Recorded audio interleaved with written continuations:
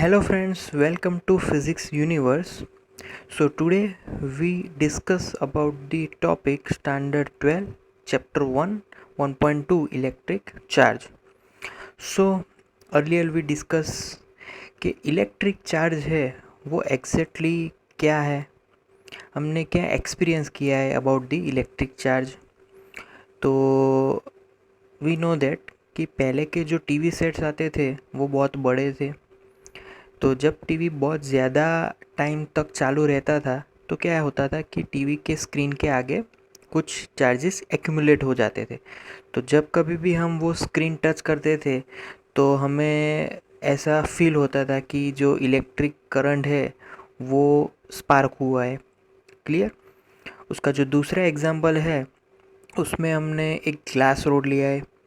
Glass rod को हम दो ग्लास रोड लिए, दोनों ग्लास रोड को दो अलग अलग सिल्क से हमने रब किया है। तो क्या होगा कि जो रॉड है दोनों पे सेम चार्जेस एक्यूमुलेट होंगे। सिमिलर जो दो सिल्क लिए थे उसमें भी दो चार्ज एक्यूमुलेट होंगे। अब जब ये दो ग्लास रोड को हम लोग नज़दीक लाएंगे as shown is in this figure, तो क्या होगा कि दोनों ग्लास रोड पे सेम चार्जेस होने के कारण दोनों एक दूसरे को रिपेल करेंगे। सिमिलरली अब हम दो प्लास्टिक रोड लेंगे, दोनों प्लास्टिक रोड को दो अलग सिल्क से हम लोग रब करेंगे as per seen in the figure. अब दोनों प्लास्टिक रोड को एक दूसरे के साथ अगर एक दूसरे के नज़दीक लाएंगे तो वहाँ पे भी वो एक दूसरे को रिपेल करेंगे। अब हम एक ग्लास रोड सिल्क से रब करते हैं और प्लास्टिक रोड को भी सिल्क से रब करते हैं। अब वो ग्लास रोड पे जो चार्जेस है उसके exactly opposite charges plastic road पे आएंगे। अब उन दोनों ग्लास रोड और प्लास्टिक रोड दोनों को अगर नज़दीक लाएंगे तो उन दोनों के बीच अट्रैक्ट होगा। क्यों? क्योंकि वहाँ पे जो चार्जेस है वो दोनों डिफरेंट चार्जेस है, दोनों ऑपोजिट चार्जेस है।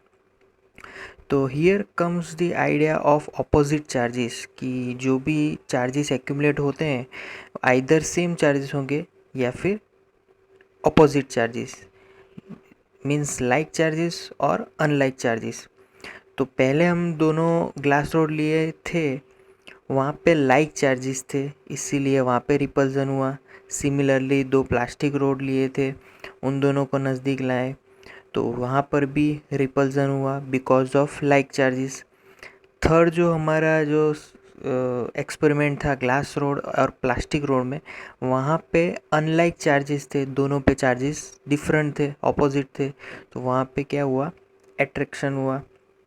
सो ये क्यों हुआ? क्योंकि ये एक लॉ है कि जो लाइक चार्जेस है उसमें रिपल्जन होगा, अनलाइक चार्जेस में अट्रैक्शन। तो ये जो एक्सपेरिमेंट है उनसे हमें एक बात तो पता चलती है कि there are two type of electric charges. तो हमने एग्जैक्टली क्या किया कि एक चार्ज को हमने पॉजिटिव से डिनोट कर दिया, दूसरे चार्ज को नेगेटिव से डिनोट कर दिया। तो पॉजिटिव एंड नेगेटिव एक्चुअली एक दूसरे से वो ऑपोजिट है, इसीलिए एक पॉजिटिव नेगेटिव नाम दिया है। क्लियर। तो अगर दो नेगेटिव चार्जेस को हम लोग पास में रखेंगे तो वहाँ पे रिपल्जन होगा। सिमिलरली दो पॉजिटिव चार्जेस को पास में लाएंगे, सिमिलर रिपल्जन होगा। एक पॉजिटिव एक नेगेटिव अनलाइक चार्जेस तो वहाँ पे अट्रैक्शन होगा। क्लियर। ओके, अब आगे फिर से जाते हैं। तो पहले एक्सपेरिमेंट में हमने क्या किया था कि जो ग्लास रोड है उसको सिल्क के साथ रब किया था। तो सपोज़ के ग्लास रोड में वी नो दैट के ग्लास रोड में कौन सा चार्ज आया, तो दैट इज़ पॉजिटिव। तो सिमिलरली अगर ग्लास रोड पे अगर एज्यूम करेंगे अगर ग्लास रोड पे 5 पॉजिटिव चार्ज आए तो सिमिलरली जो जो सिल्क से हमने रब किया था वो सिल्क पे 5 नेगेटिव चार्ज होंगे। तो यहाँ पे इलेक्ट्रिफिकेशन हुआ, मतलब glass rod positive charge due to rub with silk and silk gets negative charge due to rub with glass. Similarly plastic के साथ क्या हुआ? हमने जब प्लास्टिक को सिल्क से रब किया तो प्लास्टिक गेट्स नेगेटिव चार्ज। अगर प्लास्टिक पे चलो 7 चार्जेस आ गए नेगेटिव, तो सिल्क पे 7 same amount of charge gets positive, तो सिल्क वहाँ पे पॉजिटिव होगा। तो दोनों के साथ जो नंबर ऑफ चार्जेस है वो सेम होगा, बट चार्जेस ऑपोजिट्स होंगे। मतलब कि वन गेट पॉजिटिव और another gets negative, opposite charges होंगे। अगर फिर से हम वो सिल्क जो कि नेगेटिव चार्ज एक्वायर किया है उसको ग्लास के साथ हम अगर डायरेक्ट टच करवाएंगे, डायरेक्ट अगर मूवमेंट में लाएंगे, तो क्या होगा कि वो पूरा चार्ज नलीफाई हो जाएगा, मतलब कि दोनों पे कोई चार्ज नहीं रहेगा। तो that is we get conclude that they have opposite charges, that's why they get nullified. Clear? Okay, now we have to know whether any object, any substance is electrified or not. By the instrument gold leaf electroscope we know we can detect the charge on the body. Clear? So ये जो experiment है उसमें basically हमें एक gold leaf लेना है जो कि एक फ्लैट सरफेस होता है, और उसको हमें एक जो रॉड है जो कि एल्यूमिनियम का रॉड ले सकते हैं, मेटल रॉड, क्लियर, कोई भी मेटल का रॉड ले सकते हैं। तो उसके जो बॉटम है वहाँ पे हमें उसको फिट करना है।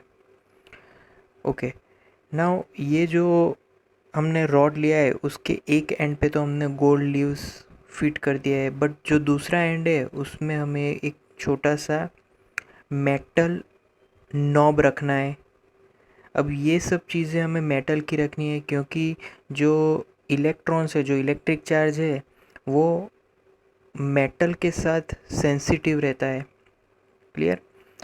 अब क्या करना है कि as shown in the figure, हमें एक जो रॉड है जो कि अभी इलेक्ट्रीफाइड है, that rod is electrified with positive charge, उसको हमें मेटल नॉब के साथ डायरेक्ट कांटेक्ट में लाना है। जब वो डायरेक्टली कांटेक्ट में आएगा तब तुरंत चार्ज वो जो मेटल रॉड है उसकी सरफेस से तुरंत ट्रांसफ़र होके वो गोल्डन लीव की तरह चला जाएगा। तो गोल्डन लीव, उसके जो दो आर्म्स है उसमें चार्ज बराबर डिवाइड हो जाएंगे। अब जब ये जो चार्जेस बराबर डिवीज़न स्टार्ट होगा तब ये चार्जेस में एक्चुअल में ये जो चार्जेस रहेंगे वो डिवीज़न के कारण एक दूसरे के साथ रिपेल करेंगे। तो ये जो उसके जो आर्म्स है वो एग्जैक्टली दोनों आर्म्स धीरे धीरे स्प्रेड होना स्टार्ट करेंगे। तो इससे हमें पता चलेगा कि मतलब कितना स्प्रेड होगा, it depends on the accumulation of charges. तो जितना ज़्यादा चार्जेस का एक्यूमुलेशन रहेगा उतना ज़्यादा ये दो आर्म्स है वो स्प्रेड होते रहेंगे। ओके, ये जो एक्सपेरिमेंट है वो हम एक्चुअल अपने प्रैक्टिकली भी हम लोग बना सकते हैं।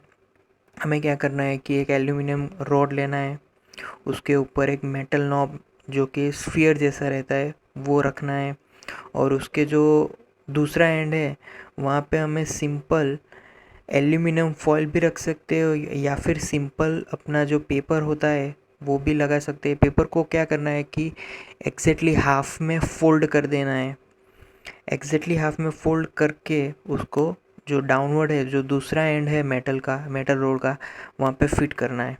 ओके, फिर हमें ये जो पूरा रॉड है उसको एक ग्लास में पैक कर देना है। जो रॉड है उसका लगभग 5 सेंटीमीटर वो जो कॉर्क है, जो अपनी बॉटल का कॉर्क रहता है, उसके ऊपर रहना चाहिए। क्लियर? अब जब कभी भी ये जो स्फीयर है उसकी जो यहाँ पे फ्रंट एंड पे जो स्फीयर है, जब कभी भी वो इलेक्ट्रोफाइड होगा तब वहाँ से इलेक्ट्रॉन्स जो इलेक्ट्रिक चार्जेस है वो ट्रांसफ़र होके नीचे चले जाएंगे और यहाँ पे लीव्स में स्प्रेड हो जाएंगे। तो ये जो दोनों आर्म्स है उसमें इक्वली स्प्रेड हो गए। तो इलेक्ट्रिक चार्ज इक्वली स्प्रेड होंगे तब क्या होगा कि दोनों आर्म्स धीरे धीरे धीरे अपने फैलाना स्टार्ट हो जाएगा। जितना ज़्यादा चार्जेस एक्यूमुलेट होगा उतना स्प्रेड ज़्यादा होगा, जिससे हमें पता चलेगा कि चार्जेस बढ़ रहे हैं। तो ऐसे हम सिर्फ डिटेक्ट कर सकते हैं। तो ये इसको बोल सकते हैं कि ये एक मिनी इलेक्ट्रोस्कोप है। क्लियर। दूसरा एक सिंपल एग्जाम्पल से भी हम जान सकते हैं कि कोई चीज़ इलेक्ट्रीफाइड है कि नहीं। उसके लिए हमें क्या करना है कि एक सिंपल स्ट्रिप ऑफ पेपर लेना है। वो जो स्ट्रिप ऑफ पेपर है उसको एग्जैक्टली हाफ फोल्ड कर देना है। एग्जैक्टली हाफ फोल्ड करने के बाद उसको आयन कर देना है, जैसे कि हम लोग क्लोथ्स आयन करते हैं वैसे ही सिंपली। जब आयन करके हम वो जो उसके दो आर्म्स हैं उनको इकट्ठे लाना स्टार्ट करेंगे तो वो एक दूसरे को रिपेल करना शुरू कर देंगे। क्यों? क्योंकि हमने जब कभी भी उसको आयन किया था तब वो सिमिलर लाइक चार्जेस वहाँ पे डिस्ट्रीब्यूट होंगे। तो लाइक चार्जेस डिस्ट्रीब्यूट होंगे, इसीलिए जब भी दोनों एंड्स को हम साथ में लाएंगे, ये जो दोनों एंड्स है उसको साथ में लाना ट्राई करेंगे तो वो उतने ही स्प्रेड भी होना ट्राई करेंगे, क्योंकि दोनों एंड्स में सेम चार्जेस एक्यूमुलेट हुए हैं। क्लियर। ये दोनों एंड्स में सेम चार्जेस एक्यूमुलेट हुए, that's why they gets repel each other. Clear? By doing last experiment, we get to know that this substances gets electrified its own self. Means by just rubbing there, they gets electrified by their own charges. तो ये जो हमने last experiment में जो paper strip लिया था उसको ion करके क्या किया कि वो जो चार्जेस थे वो पहले से ही वो पेपर स्ट्रिप में रहे हैं। तो हमने जब आयन्स किए उस पे तब वहाँ से जो इलेक्ट्रॉन्स है वो एक्यूमुलेट हुए। तो वो इलेक्ट्रॉन्स पहले से ही उस पे थे, वही इलेक्ट्रॉन वहाँ पे एक्यूमुलेट हुए। जैसे कि हमने पहले एक्सपेरिमेंट किए थे, तो पहले एक्सपेरिमेंट में हमने क्या किया था कि जो सिल्क है उसको ग्लास से रब किया था, तो सिल्क पे नेगेटिव चार्ज आ गए। तो वो कहाँ से आए? वो पहले से ही थे चार्जेस। तो जो ग्लास रोड पॉजिटिव चार्ज हो गया, तो ग्लास रोड में से नेगेटिव चार्ज सिल्क में चले गए। तो जो ग्लास रोड थे वो वहाँ पे नेगेटिव चार्ज की डेफिशिएंसी हो गई, that's why positive charge comes out. और सिल्क में नेगेटिव चार्ज कहाँ से आया? तो वो थ्रू ग्लास रोड पहुँच गया। क्लियर। तो ये जो चार्जेस थे वो पहले से ही उन सब्सटेंस में मौजूद थे। तो यहाँ पे एक्चुअल में पॉजिटिव चार्ज कभी भी मूव नहीं करता, क्योंकि पॉजिटिव चार्ज वो न्यूक्लियस के इनसाइड अंदर होते हैं, वो एट रेस्ट पे रहते हैं। इलेक्ट्रॉन क्या होता है कि न्यूक्लियस के अराउंड गोल गोल घूमता है। तो electron is less bound than positive charge. तो that's why always electron moves from one body to another body. Clear.